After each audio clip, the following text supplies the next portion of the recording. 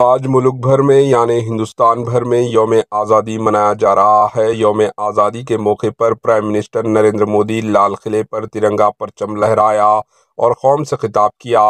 Prime minister Narendra Modi نے لال قلعے کے فصیل سے ترنگا لہرایا۔ پی ایم مودی نے یہاں سے مسلسل 11ویں بار ترنگا لہرایا۔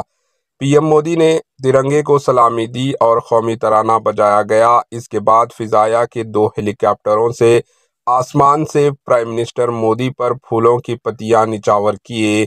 پی ایم مودی نے لال قلعے کے فصیل سے کہا کہ پیارے ہم وطنوں، اس سال اور گزشتہ چند سالوں میں قدرتی آفت میں بہت سے لوگ اپنے خاندانوں کو کھو چکے ہیں، جائیداد ضائع ہو گئی ہے، قومی خزانے کو نقصان پہنچا ہے۔ آج میں ان سب کی اپنی تعزیت کا اظہار کرتا ہوں اور انہوں نے یقین دلایا ہے کہ وہ بحران کے اس گھڑی میں ملک کے ان کے ساتھ کھڑے رہیں گے۔